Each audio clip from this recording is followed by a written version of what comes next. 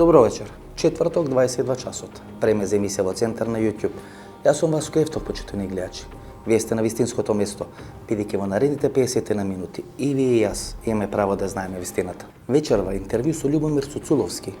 Тој е човекот кој ги дава оние стожерни, државотворни интервјуа, освестувачки интервјуа, кој кажува на нацијата, кој кажува на државата во кој правец се движи. Ја соочува нацијата и државата со реалноста. Значи, останете со нас 50 минути, едно стожерно интервју, едно добро, интересно интервју со господинот Цуцуловски. Последното интервју со професорот Љубомир Цуцуловски го снимивме пролета 2015 година. Тоа почнаа бомбите на Зоран Заев.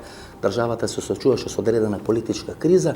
Емисијата во Центар се емитуваше на Алца Тем телевизија. Направивме емисија во која заедно гостува Љубомир Цуцуловски и Љубомир Фрчковски. Тоа е таа ерокрен варијанта на македонската интелектуална или професорска елита. Едниот кој лесно и брзо ги менува своите принципи, тоа е професорот Фрчковски, вториот кој ги има темелно тие принципи, кој многу тешко ги менува принципите, кој тешко се откажува од тие своји принципи. Ја освестува државата, како што кажа во претходната најава. Тој е господин Цуцуловски. 5 години позиравме со господин Цуцуловски. Мислам дека е сега време да ја соочиме државата со една нова реалност, да го поставиме прашањето каде оди Република Македонија, не само каде оди, каде може да стигне. Интервју со професорот Цуцуловски. Интервјуто со професорот Цуцуловски траеше 45 минути. По завршување на интервјуто станавме на кафе. Жал ми е што тој дел од нашиот разговор не е снимен од нашите камери, бидејќи тој разговор е исто интересен како овој разговор што го правиме пред камерите. Случајно на мојот компјутер беше отворен или беа отворени одредени снимки на штрајковите на Скопска железара некаде пред 30 години, крајот на 80-тите години. 10.000 луѓе од Скопска железара протестира пред македонскиот парламент. И тогаш се поставиме прашањето како ние од македонци станавме македончиња? Како е возможно одредена држава, одреден народ кој протестира, кој го направи најголемиот штрајк во поранешна СФР Југославија, тој штрајкот на Скопска железара, кој го направи февруарскиот поход.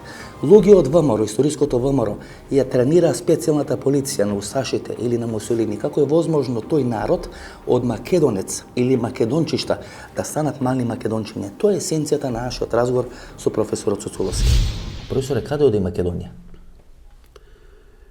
Тешко може да се каже каде оди Македонија, бидејќи непрекидно се ветуваат одредени датуми за примање во НАТО, за примање во Европската унија, датуми за ова или датуми за она, но од сето тоа ништо, барем до сега, не е формализирано.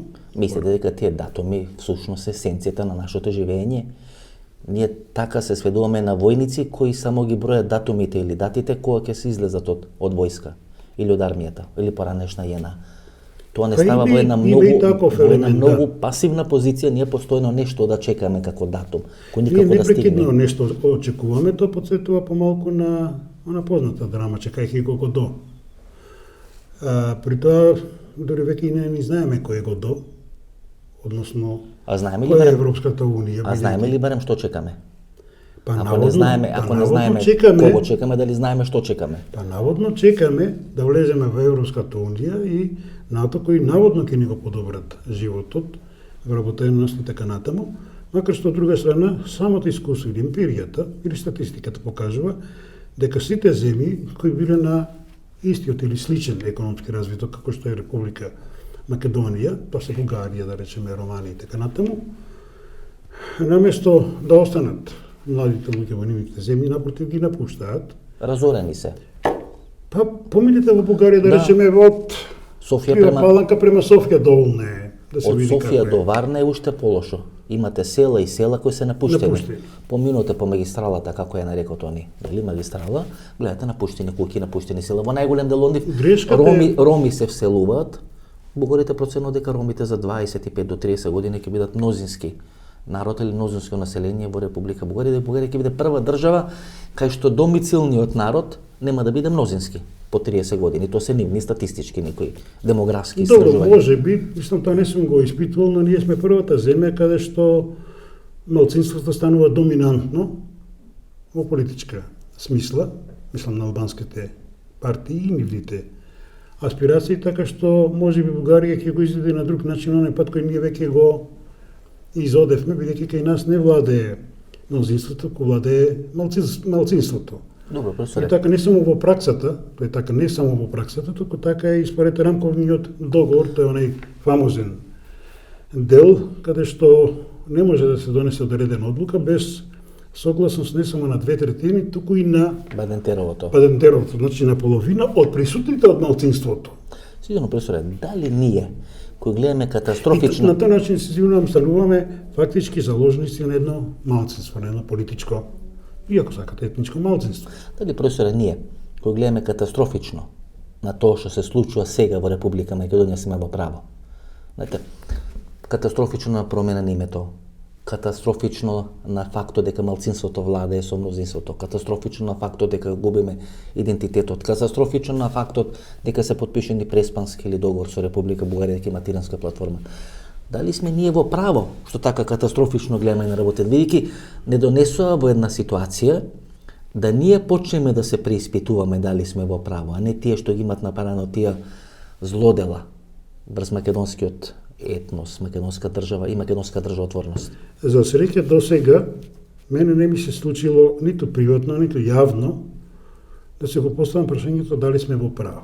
Јас сум длабоко убеден дека сме во право, бидејќи правото не може да биде наспроти на логиката. Оно што се случува кај нас, владење на малцинството над мнозинството е наспроти на логиката, тоа значи дека е наспроти на правото. Дали сме во право што се бориме и што не прифаќаме Па, дека ние сменето името. Дали сме управо? Секако дека сме во Дека сме право. подпишале преспански договор кој не го прифаќаме. Дали сме управо кога сметаме дека референдумот кој помина на 30 септември, односно не помина на 30 септември, бидејќи мнозинството македонски граѓани не излегува, не дадоа легитимитет на референдумот. Гледате, анкетите покажуваат нешто сосема друго. Колку и да не веруваме во тие анкети, на тие анкети се покажува дека само 5% од македонските граѓани, само 5% од македонските граѓани сметат дека најважен нивни проблем е промената на името. 5% е промена на име, 3% е загадување на Република Македонија. Затоа ви поставам прашањето. Јас не верувам Дали сме ние во право што анкетите, значи не верувам многу во анкетите, но дури да е така, еве да претпоставиме дека навистина само 5% од го смета за клучен смета проблем? дека го смета за клучен проблем, тогаш би рекол дотолку полошо по фактите. Тоа значи дека најголемиот дел од македонското население, а во што не верувам, но вело хипотетички е во заблуда. И што правиме тогаш? Ако најголем дел понатаму- од македонското население можеби е во заблуда, а можеби е само конформистички настроено. Вика добро, сменето името, направено што е направено, се најда 1, 2, 3, 5, 10, 50 будали кои тоа го направи, ние немаме грижа на совест, бидејќи на референдумот не излеговме, не дадовме легитимитет, но животот оди понатаму. Што да правиме со тој еден конформистички дел на населението, една линија конформистичка која вели, окей, тоа е направено, еден- ајде да видиме сега колку можеме да заработиме, од тој подобро да живееме. Еден од начините е оно што јас го нарекувам просветување или поучување на граѓаните. Има основа за тоа? Па мислам дека има. Мислам дека има, без разлика што најголемиот број на медиумите се доста затворени или партиски определени, Медиумите па не имаат- оставаат простор, Така е. голем простор за поинакви мислења од Има- нивните има две мислења. Меѓутоа, од друга страна, сепак благодарение на современата технологија и информатичката технологија пред се, човек има многу начини да се јави во јавноста. Да речеме преку Фејсбук. Иако на почетокот бев против Фејсбукот, меѓутоа кога сватев, кога почнав да се да објавам своји Се кратки отвори текстови, нов свет. и кога видов дека посетеност за еден текст сум имал над 50.000, тоа се 50.000 компјутери, не луѓе. Така е. Значи, луѓе се многу повеќе. Да. Тогаш сватив дека има начин да се Допре, има смисла да се допре до јавноста. да се пишува и да допре до јавноста и да се работи на таа едукативна, да речам, функција. Мора на граѓаните, исто така да им се објасни, го спомнавте овој фамозен рамковен договор, дека тој договор е донесен под присила и дека тој договор е противречен самиот на себе, Професоре, бидејќи во сите- уводниот дел, само момент, бидејќи во уводниот дел, начални принципи, член 1 стои дека не се прифаќаат никакви одлуки, односно документи донесени под присила. А Тој- тој е донесен под присила. Тој Говори- самиот е донесен под Говорите за уставот на Република Не, Македонија. говорам за рамковниот договор. Договор. Значи, Значи, он во- самиот вели не се признаваат политички одлуки што се донесени под присила, а он е донесен Под токму присила. по такви услови. Според Значи, тоа член 1 има го негира самиот Самиот на самиот негира. рамковен договор го негира самиот рамковен договор. Така. И тоа треба непрекидно да се повторува. Има 4 групи македонци, почитувани гледачи. Најмалку 4 групи македонци, меѓутоа се 4 доминантни групи. Првата група се македонци кои не сакаат да влеземе во НАТО и ЕУ, дека НАТО и ЕУ се фашистички организации. И ако не сакаме да влеземе во НАТО и ЕУ, тогаш не сме подготвени ниту да го смениме името за НАТО и ЕУ. Пежоративно таа група на македонци кои по никоја цена не сака да станеме членки на НАТО и ЕУ се нарекуваат руски ботови или има одредено руско влијание врз нивното делување. Те се активни на социјалните мрежи и тоа е таа прва група на македонци кои по никоја цена или по ниједна цена не сака да станеме членки на НАТО и ЕУ. Втората група на македонци или на македонки се така наречени соросоиди. Тоа се луѓе кои сметаат дека по секоја цена треба да станеме членки на НАТО и ЕУ и да ни барат да го избришеме името Македонија, не треба да станеме членки на НАТО и ЕУ. Зошто? Бидејќи тоа е есенцијата на постојање на македонската држава. Ако не станеме членки на НАТО и ЕУ, според оваа втора група на македонци или на македонки, ние ќе се распаднеме, ќе се растуриме, нема да постоиме како држава. Затоа за нив непреспанскиот договор, 10 пати полош договор да ни беше ставен на маса, требаше да го прифатиме. Зошто? Бидејќи ако не станеме членки на НАТО и ЕУ, за оваа соросоидна група на македонци и на македонки, ние ќе исчезнеме како Република Македонија или ќе исчезнеме како држава. Овие две групи се екстремите во македонското ткиво и македонското општество.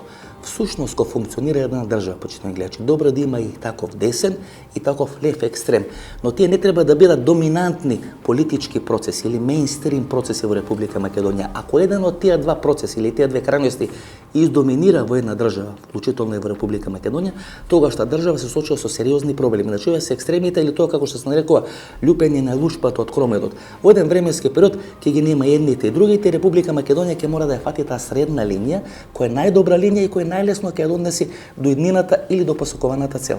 Третата група македонци вели, ние сакаме да станеме членки на НАТО, но не под вакви услови.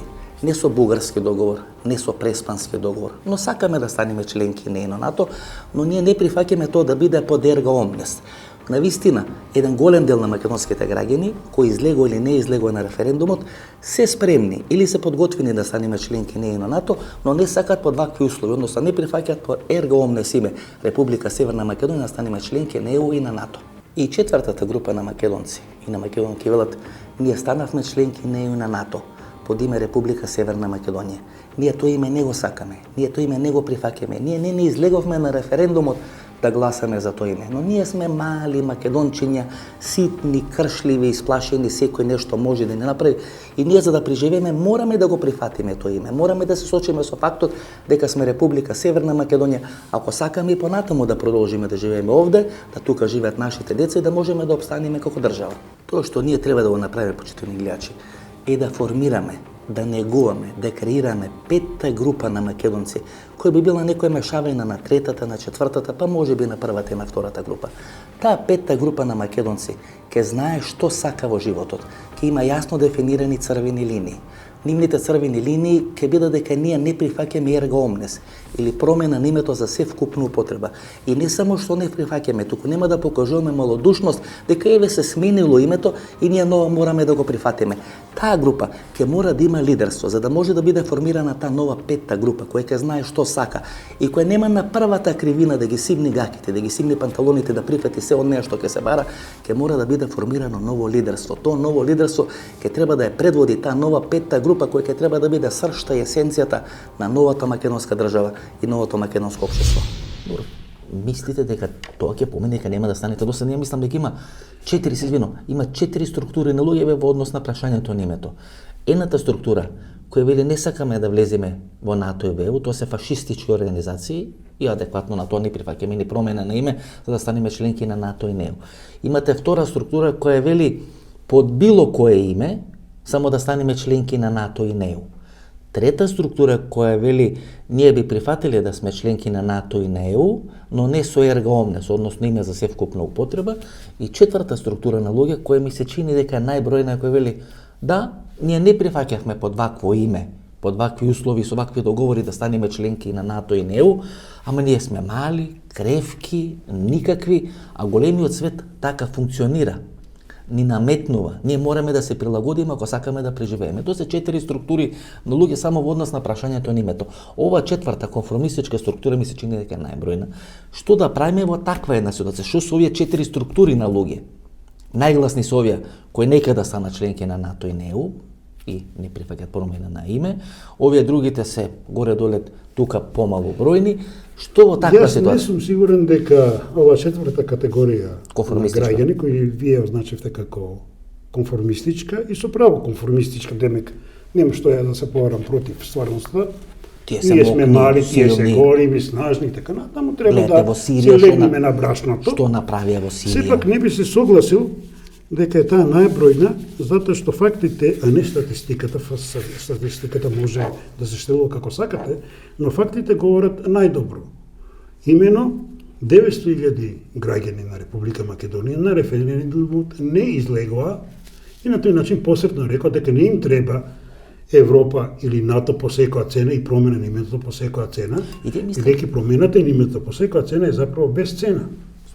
Професоре, дали тие луѓе нема чувство дека и се одолжија на Република Македонија, не излегоа, не дадоа легитимитет, оставија простор политичките партии врз база на тој нелегитимитет и на тој капитал кој тие им го оставија да може да се борат понатаму, политичките партии ги изневерија нивните очекувања и уништија енергијата на референдумот, односно на излегувањето на референдумот, и тие луѓе сметат дека доволно направиле за Република Македонија.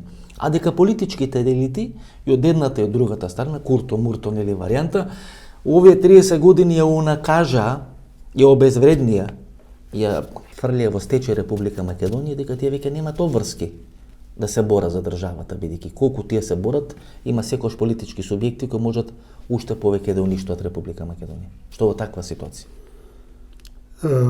Несомнено дека после неуспехот на референдумот или победата на граѓаните, да речем, или на најголемиот број на граѓани кои беа против промена, зашто ако беа за промена на името, тогаш ќе излегоа на референдумот, може да доведе до извесен песимизам, двоумење, има ли смисла воопшто да се ангажираме и така натаму. Правец, кај да но се од друга страна фактот дека никогаш во историјата една битка не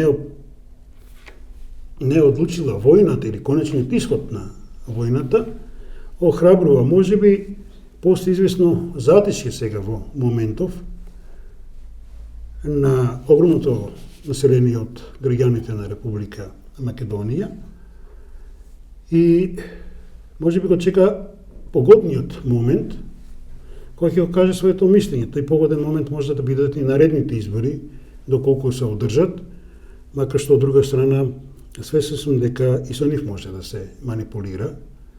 Обично на Сталин му се препишува, меѓутоа тоа е на некој начин општо правило за било кој автократски и тоталитарен систем. Не е битно како граѓаните гласале, туку битно е кој ги брои гласачките ливчиња.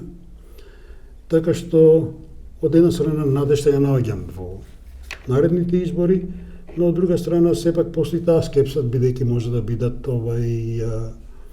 и тие фалсификувани, а дека оваа власт, сегашнава власт, која фактички настала дојде на 27 април 17-та година, е спремна на не само на многу манипулации, туку на фалсификати, на непризнавање на постоечките резултати, говори оно што се случи пред 10 дена во собранието.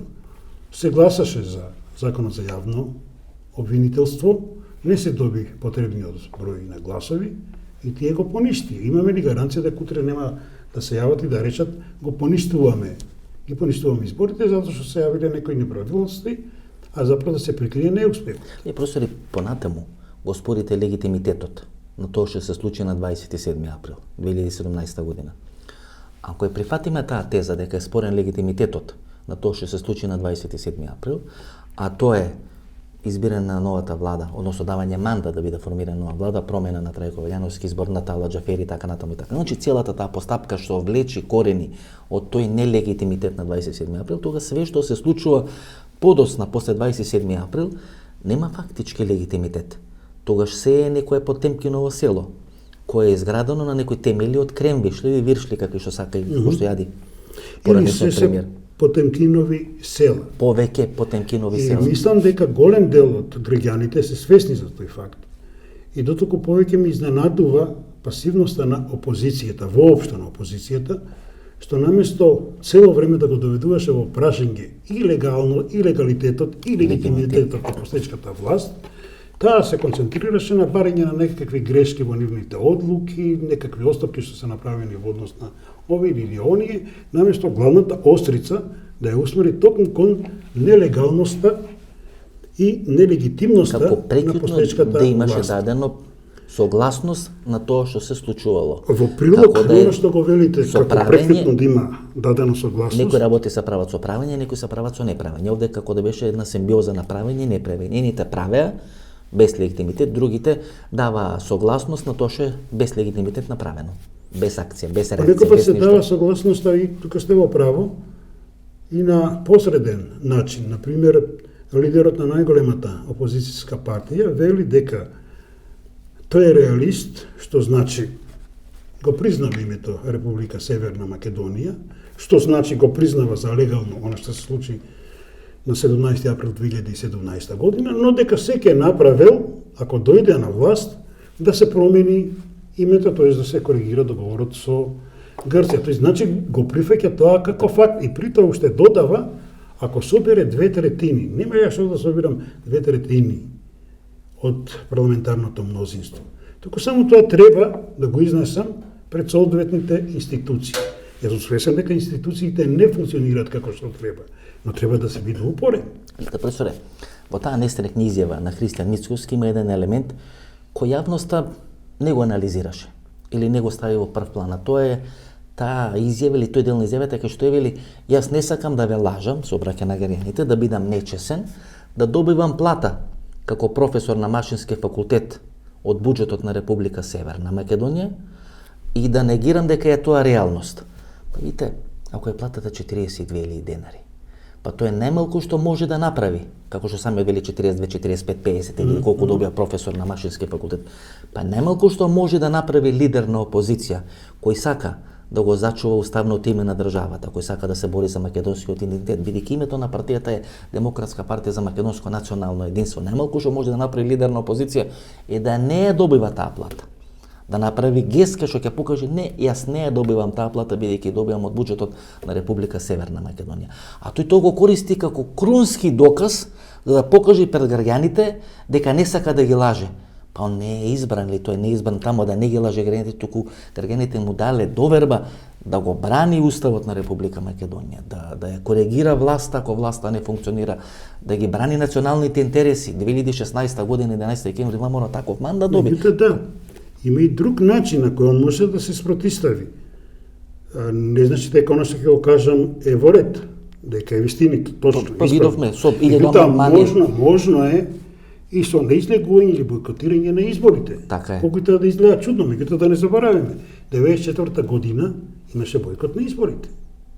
И на тој начин, барем посредно, ако не директно, се доведува во прашање и легитимноста и легитимитетот на постечката власт. Се на кој ќе победи на тие избори. Беа бойкотирани изборите локални во Албанија минатата Ама тоа е година. легална пракса во Опозицијата не многу се земји. појави. Тоа е легална пракса во многу земји. Тоа го скрати векот на трајање на Еди Рама.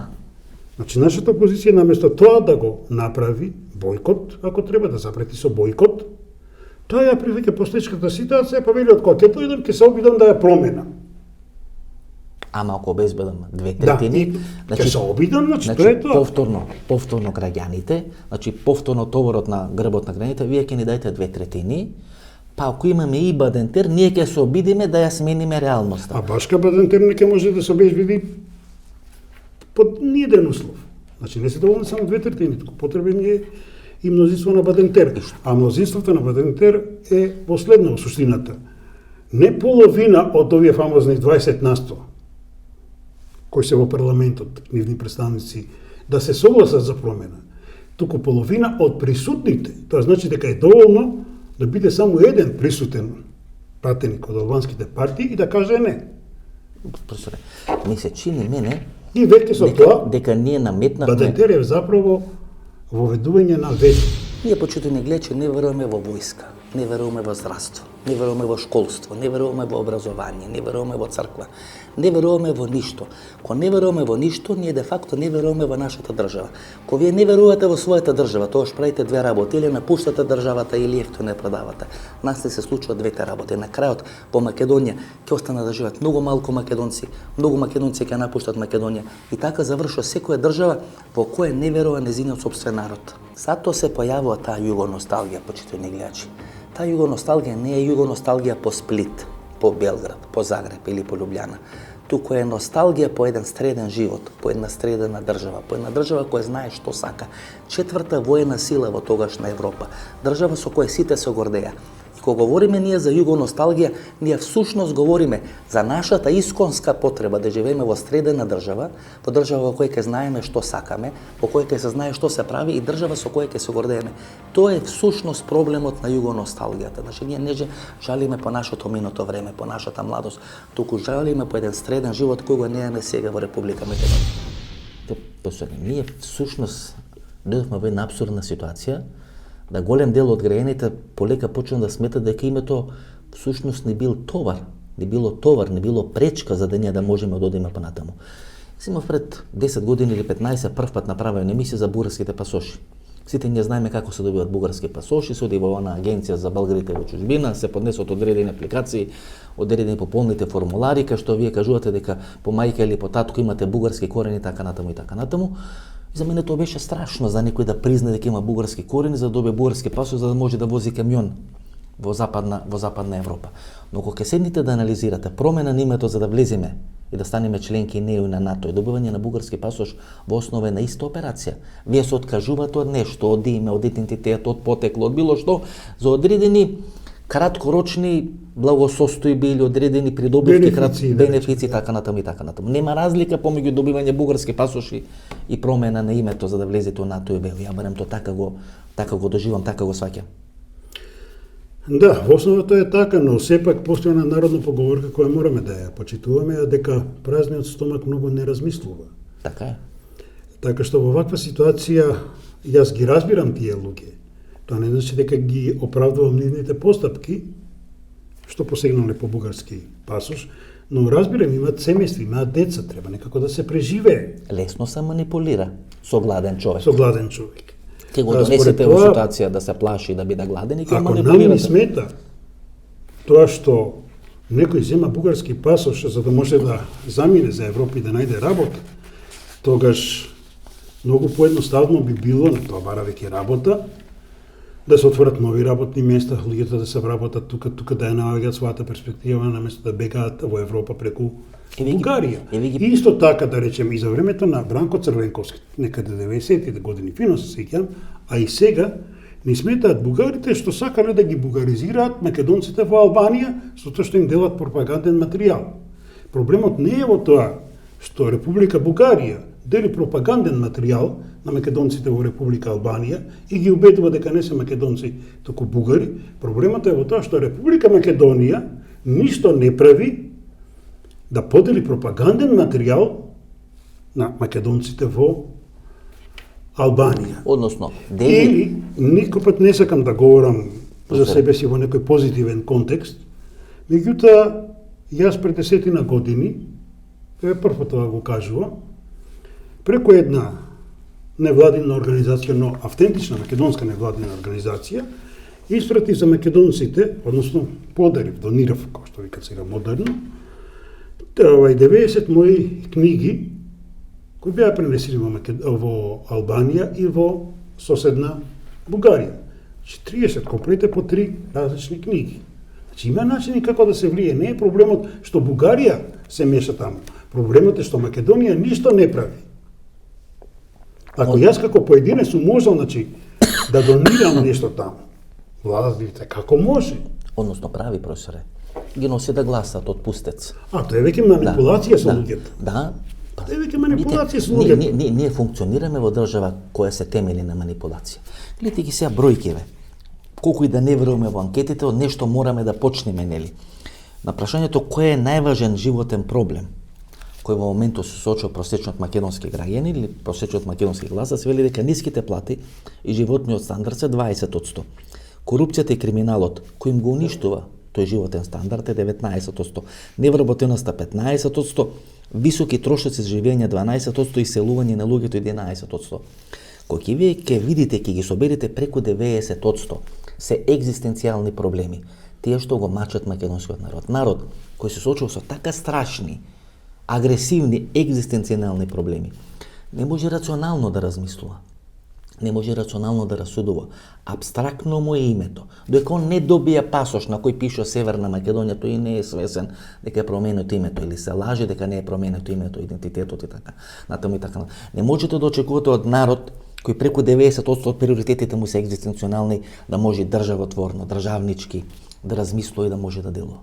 Може би премногу очекуваме. Колку и да е тешко со гладен стомак да се мисли рационално, да се биде патриот и така натаму, сепак велам фактите и повторно се повикувам, на тој пример покажуваат нешто друго, а тоа е неизлезноста на референдумот за промена на името. Да, остана дома. Па тој факт говори дека нашиот народ, дека македонскиот народ сепак умее да мисли и покрај сите проблеми. И тоа е во директна колизија со овие статистички... Тоа е едниот елемент, дека народот размислува, и вториот елемент кој фали, нема лидер со кој ќе го победи. Кога вие ќе останете дома, тоа значи дека вие не верувате во институциите на системот, дека ќе може да се спроведи фер демократски референдум и немате лидер, политичка партија или било што друго кој ќе може да ве победи и вие да излезете на тој референдум, да не бидете надгласани, да не биде фалсификувана вашата волја и да може да гласате дека не прифаќате со променето име да станете членки на тој. Вториот елемент за мене е многу пострашен, дека не препознава лидерство, не препознава лидер, не препознава енергија која може да го однеси во правец за кој сака. Нешто не препознава, туку не гледа лидер, нема лидер. Нема. Тоа е проблемот. И јас неколку пати го цитирав Џорџ Орвел, еден негов есеј, држи серија на есеи 1941 година за време на Втората светска војна, кога Британија е во војна со фашистичка Германија, вели дека Англија може да пропадне само благодарение на Лондон, а не на Берлин. Значи проблемот е дали Англија има влада која може да извојува победата или не, а не Берлин. Проблемот е исти кај нас сега. Не е прашањето дали народот препознава лидери или партија која може да го излечат од оваа криза, туку дали постојат на вистина лидери и партии кои може да излечат од оваа кризи да го победат народот. Или да ги артикулираат, уште подобро речено, да ги артикулираат неговите интереси, неговите барања, неговите потреби, потребите на народот, потребите на интересите на граѓаните. Јас не гледам тука и мислам дека и народот тука не гледа ни партија, ни лидер кој тоа може да го направи. Лесно се манипулира со необразован, гладен и исплашен народ. Затоа не треба да постојат лидери. За да не постојат лидери, не треба да има универзитетски центри, не треба да има силни факултети, не треба да има силни личности, силни професори. Бидејќи ако има силни личности, се отвара дебата. Секоја власт, посебно властите во Република Македонија, се плашат од дебата. Зошто се плашат од дебата? Бидејќи немаат аргументи да се спротистава на таа дебата. Прво што прават е уништуваат дебатата. За да се уништи дебатата, не треба да има лидери во Република Македонија. Ако нема лидери, тогаш ќе можат лесно да го манипулират исплашениот и гладниот народ. И тоа е едно врзивно ткиво, еден круг од кој тешко излегуваме. Мораме да го растуреме тој магијавсан круг, ако сакаме да излеземе од апатијата во која сега живееме. Дали гледате некој сценарио во изминатите 30 години или кој ќе кажеме ние сценарио, тој има една пежоративна смисла, имаме одбојност, отпор према тој збор сценарио, меѓутоа еве стратегија да ја наречеме, дека во изминативе 30 години, значи не амнестирам ниту една влада, ниту еден политичар, ниту еден функционер кој во овие 30 години бил на власт и трошел наши пари од буџетот на Република Македонија. Дали не гледате на стратегија за разнебитување, за организување на сите институции на системот, кои биле столбови на македонизмот. Македонска академија на науки и уметности. Ги уништивме со на енциклопедија на Блаже Ристовски. Гледате која енергија од Сорос, која енергија од албанскиот политички фактор се направи, се повлече таа енциклопедија. Значи, скршена беше академијата, армијата, полицијата, во војната 2001 година скршени. Медиумите, ставени под целоста контрола, или на олигарси, или на тајни служби, или на политички партии, има две вистини, едната за СДСМ, едната за ВМР. Не верува народот во медиумите. Значи, нема институција која е станата, универзитетот. По секое село се отвара факултети, дисперзирани студии, за да нема личност, да нема личности кои ќе може. Клинички центар, ние не веруваме, не одиме да се лечиме клинички центар. Гледате во Словенија, во Лјубљана, кога се каже клинички центар, се уште мирно се стои Тито, бил таму лечен и така натаму. Значи, све што беше есенција на македонизмот, столб на македонизмот, ние уништивме. Македонска банка уништивме, Нова Македонија уништивме. Све што има префикс Македонија. Македонска телевизија, гледате што се прави македонска телевизија. Господин Ефтов, вие самиот го дадовте одговорот. Прашањето беше дали постои сценарио. Од оно што го кажавте до сега, јасно е дека не само што постои сценарио, туку тоа сценарио доследно се спроведува на разнебитување на се што е македонско. Зошто е тоа така, јас не знам, но дека е така говорат самите факти.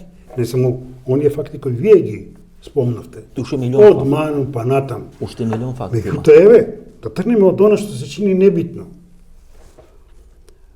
За време на Југославија, така наречената независност на Република Македонија, била дел од една федерација, па била потиснувана, така натаму, постоеше многу поголем број на лекторати по македонски јазик во странство, отколку сега.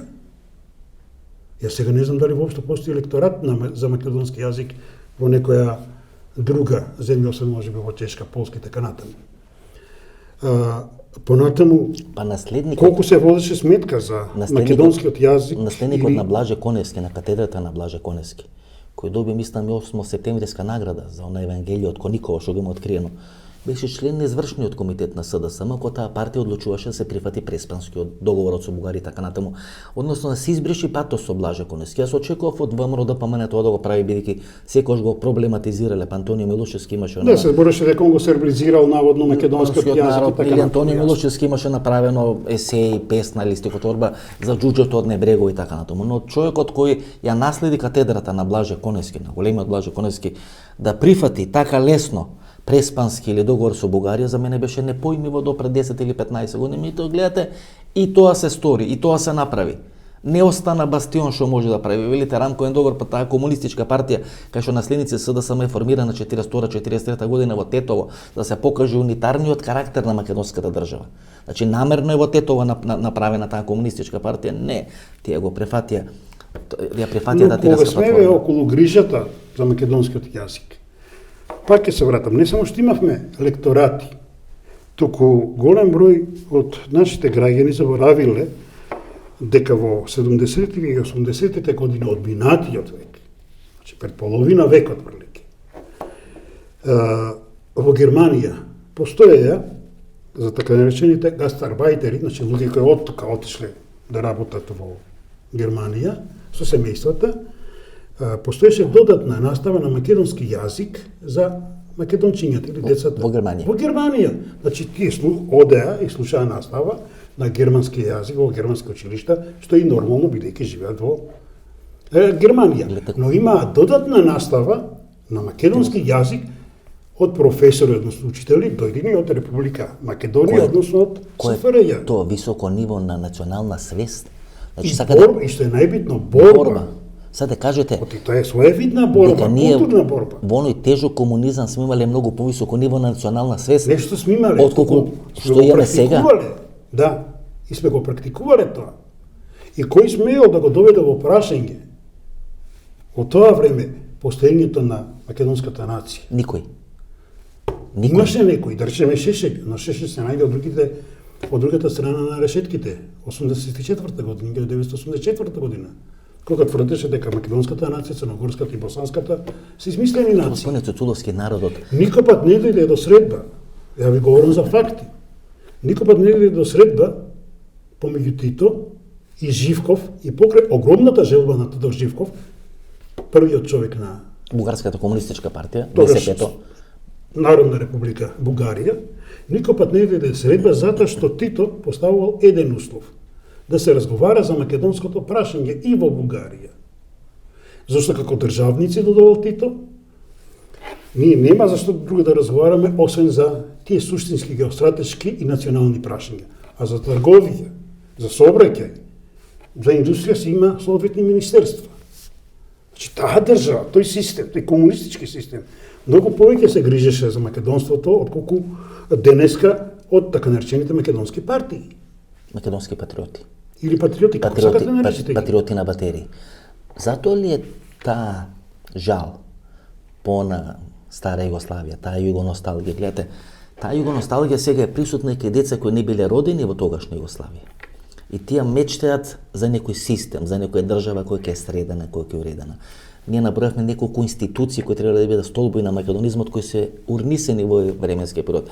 Ако ние не веруваме во системата, ако ние не веруваме во државата, тогаш ние таа држава не ја сметаме како своја. Не ја доживуваме како своја.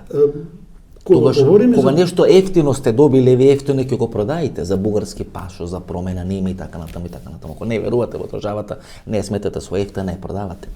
И сега во еден проблем на југоносталгија кој постои кај граѓаните.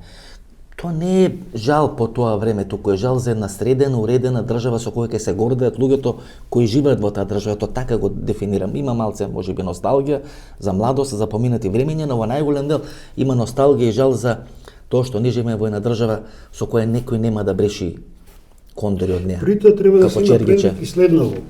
Значи, и покрај тоа што во таа држава, сојузна држава, говорам за СФРЈ, и тој комунистички систем или режим, кој како сака нека го нарече, се водело грижа за македонските интереси, за македонскиот народ, исто така мора да се каже, да се укаже, дека и некои луѓе навистина страдале, да речеме Ченто, за некои македонски идеи. Се согласувам. Меѓутоа, тоа не било специфика или однос само кон Република Македонија или македонскиот народ. Страда, да речеме, во Хрватска, Туџман, генерал на Тито, тој беше во затвор заради неговите идеи за независна Хрватска. Мика Трипало во Србија страда исто така голем број на луѓе заради велико србизам. Едноставно, таа држава можеби срекно или не срекно се трудеше да потисне се што би довело до некаква национална нетрпеливост.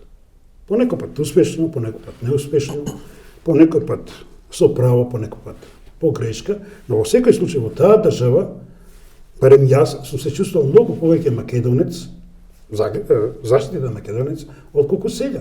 Ние во ништо не веруваме сега, професор. Видите, се создаде таков амбиент, во ништо да не веруваат луѓето, во ништо да не веруваат граѓаните, да не веруваат во систем, да не веруваат во полиција, да не веруваат во политички партии, да не веруваат во лидери. Да биде само лукративно, само меркантилно. Во ништо не се верува во Република Македонија. Да, меркантилизмот или трговијата, најпросто кажано, стока, пари, стока. Да, тоа е прва лекција по економија која доминантен однос во Република Македонија како резултат на она што се случува во светот. И тоа треба да го имаме во предвид. Ако не веруваме во ништо, значи ние не веруваме ни во државата во која живееме. Ако постои држава. Да, во еднината на државата. Државата не може да се сведе на група авторитарни личности кои бескрупулозно крадат, лажат, се однесуваат како сакат, покажуваат закони, прописи, деловници, така натаму. Ако не верувате во државата, вие или ја напуштате, се иселувате, или ефтино ја распродавате. Тоа се две крајности на еден процес. Или се борите. Или се борите. Остане ли? Јас се надевам дека ќе се изборим. Јас се надевам дека ќе се изборим. Остане ли енергија да се бориме за? Јас мислам да. Ако сме можеле 44-45 да создадеме држава од ништо, буквално од ништо, бидејќи до тога сме биле Јужна Србија или Јужна Бановина или како веќе не нарекуваат, претходно, пред Првата светска војна, дел од Отоманската империја, значи сме не имале држава од Самуил па до 44-45, значи ако се може 44-45 без институции, културни, држави, било какви, да направиме држава, зошто сега не би можеле. Само треба да ги возобновиме институциите кои досега во овие последни 30 на години систематски се уништуваа. Вклучувајќи го тука високото образование. Бидејќи очигледно некој се плаши и од образованите луѓе. Да, од гладни Сака да имат гладни и необразовани луѓе. Со кои лесно ќе манипулираат. Со кои лесно ќе манипулираат. И тоа е есенцијата на се оно што ни се случува. Колку погладни, колку понеобразовани, толку полесно може да ги месите ко пластелин и да ги манипулирате. Да, но толку поопасни можат и да бидат. Бидејќи многу пати сум повторувал. Во многу лоша ситуација е Гроги боксер, кој е веќе дезориентиран. Но најопасен боксер е велат Гроги боксер, гробигранет боксер. Бидејќи тогаш, немајќи веќе каде, со еден удар го решува мечот. Ние мислите дека сме у фаза на Гроги боксер? Па ние сме во фаза на Гроги боксер, мислам. Чекајме удар на македонскиот народ. И мислам дека таа, условно кажано, Гроги фаза е можеби неопходна за да може македонскиот народ конечно да се свести, да ги смогне силите и конечно, ама вистински да свати, да почувствува во каква ситуација се наоѓа, да свати дека не може веќе ништо да загуби, освен нешто, барем нешто да добие. Бидејќи ние сме навистина, тоа е моје длабоко убедување, ние сме навистина доведени во една ситуација, како македонци, и како граѓани, и како луѓе, во кој веќе немаме што да загубиме, освен нешто да добиеме. Професоре, Тоа потсетува на она Марксова теза дека пролетаријатот нема што да загуби, а може се да добие. Бидејќи народот е заpravo пролетаријатот, народот е оној кој создава. А власта, тие се трутовите, тие се паразитите. гледате, професоре, И кога ќе влеземе во таа фаза, а мислам дека влегуваме во таа фаза на Гроги, тогаш може би ќе се случи вистинското освестување, вистинската промена во Република Македонија. ги гледате со што денес се соочува просечниот македонски граѓани. Тиранска платформа, бугарски договор, преспански договор, промена на името, промена на идентитетот. Тешко се издржува, почитувани гледачи. Тешко еден просечен граѓанин на Република Македонија може да издржи. Затоа влегува во апатија, затоа влегува во неизлагање на гласање, затоа неизлагање на одредени протести, не манифестирање на својата желба и на својата волја. Сите негови сокови, сите негови енергии, сите негови стремежи и пориви се уништени изминатите 30 години. Затоа народот влага во апатија. Апатијата е најлошата фаза. Всушност, очеот е многу подобра фаза од апатијата, бидејќи очеот ве тера нешто да направите. Апатијата ве тера ништо да не правите. Ние, значи, треба да најдеме еден модел, одреден рецепт, како народот да го извадиме од апатијата. Ако народот не излезе од апатија, тогаш тешко ќе можеме да се вратиме Република Македонија, да се вратиме таква, каква што сакаме да постои и во какво што сакаме да живееме. Кога земе 27 април, а сега е во тек судење за настаните на 27 април, легитимитетот не е даден. Целата таа постапка не е на еден легитимитетен начин спроведена. Тала Џафери не е избран со легитимитет, нема ни записник, нема ни процедура. Не ни знаеме колку гласале за него. Врз база на избор на Тала Џафери избран на владата на Зоран Заев. Врз база на тој избор на владата на Зоран Заев подоцна е подпишан тој договор, преспански договор, договорот со Бугарија, Тиранската платформа е реализирана. Значи, тој 27 април во некоја нормална држава, во некоја нормално време, веројатно ќе биде камен околу кој ќе почне да се расплеткуваат сите работи во Република Македонија. Значи, све што е нелегитимно направено, влече свој нелегитимитет, барем во оваа фаза, тој 27 април 2017 година. Да не говориме за рамковниот договор, кој што е на сила направен, иако член 1 вели дека ништо не сме на сила да биде правено и така натаму. Територијалната подоба од 2004 година и така натаму и така. Значи, многу потемкинови села во Република Македонија. Што со тоа? Може ли тоа да биде решено, а тоа да не предизвика нова војна? Дали не се премногу далеко однесени или отидени работите за ние да имаме каква таква надежда дека можеме барем дел од тие работи да поправиме? Па верувајте веќе, дали ќе има војна или ќе нема војна, не зависи од македонскиот народ. Затоа што македонскиот народ направи толку многу остапки, што веќе нема избор. И ако некој сака да има војна, тогаш многу лесно може да се случи да има војна, но не по вина и по желба на македонскиот народ, туку како резултат на нечии неразбирливи национални, националистички, шовинистички Гледате, кое пресирање, кое силување беше направено материалистички причини ќе ја предизвика. со законот за јазици. Кое силување на македонскиот народ. Сите велевме немојте. Тоа е многу повеќе, не може државата да го издржи. не само финансиски, не може воопшто да ги издржи во едно делчево или не знам во едно пехчево да може да се обрекат албанците кои се таму во моментот на свој мајчен јазик во судството, во администрацијата, во општинската администрација така натаму. Не верува, дојде Венецијанската комисија, им го укина тој закон. Но ние претходно едно 6 месеци, 12 месеци бевме брутално силувани, значи дека тоа мора да се направи, дека тоа услов да станеме членки на НАТО и на Европската унија така натаму. Значи сите апели кои ги кажувавме дека тоа може да донеси до констернација, до конфликт во македонското општество, никој не ги слушаше. Разговаравме со И не само што не ги слушаше, туку и претеше. Да. Да речеме Бујар Османи. Рече, ако не се донесе ова и ова, тоа беше скоро. Ке има тоа и тоа. Ке има тоа и тоа и ќе се вратиме 2001 година, значи ќе се вратиме во војна. Се заканува на цела Значи, самата власт и таа срстена власт прети и тоа за евроинтеграција, прети дека ќе има нова војна, дека има нова. А ние си го поставуваме прашањето дали македонскиот народ ќе предизвика војна. Па македонскиот народ веќе нема избор. И дали ќе има војна или ќе нема војна, нагласувам уште еднаш. И за тоа стојам со целиот свој морален и интелектуален интегритет. Не зависи од македонскиот народ. Зависи од тие таму запалени глави. И ако тие сакаат да имаат војна, тогаш ќе имаат војна. Но не како резултат пак нагласувам на желбата на македонскиот народ. Професоре, да не биде вака песимистички. Кога во крајна линија ќе се израза можеби со не со соодветен пример или метафора, кога мачката или едно животинче ќе биде дотерано до крај во зидот, нема останува ништо друго освен да се сврти, да се накостреши и да се нафрли врз оно што го притесно да се брани, во агол. Да се брани. А тоа е тоа ви го кажувам. Тоа не е природа, тоа не е човечка природа. Тоа е универзален закон на целиот биолошки свет. На преживување, да се браниш ако си нападнат. Да не биде вака песимистичко, нешто оптимистичко за крај, можеме ли да кажеме, ќе не биде ли? Па јас мислам дека ќе не биде. Дај Боже. Не било, не бидува се уште, можеби не. Не така како што сакаме. Но како што би сакале да биде. Но јас верувам дека ќе биде. Пак нагласувам, ако сме можеле 44-45 година да направиме држава буквално од ништо. Само нека се направи една споредба, тоа го објавив на Facebook пред неколку месеци. Во каква состојба била Македонија 45-та и 28 години покасно, дека толку се поминате отприлike од така нареченото осамостојување, 28 години покасно тоа е 73-та. Значи направите споредба помеѓу Македонија 45-та и 73-та. Која е таа разлика? Која македонскиот народ успел да ја постигне во позитивна смисла. И сега направите споредба од 28 години. 91 и 19.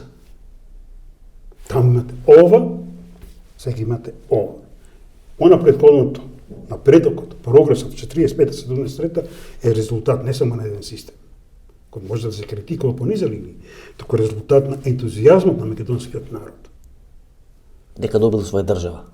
Дека свој народ, дека има свој јазик, дека конечно го кодифицирал својот јазик, дека конечно после толку и толку векови од старословенски, Библијата е преведена на македонски, кодифициран јазик, прво Новиот Завет, потоа Стариот Завет. Добро, професоре, ако од 45 до 73 сме имале ваков стравичен напредок, како сега да живееме со ова стравично уназадување овие 28 години? Па со тоа што велам, пак ќе дојде до самоосвестување, до штекнување. Можеби пак во оно што го употребите вие како термин и јас, а тоа е гроги фазата. Тоа е диалектика. Можеби гроги фазата е чистилиштето низ кое мора да се помине.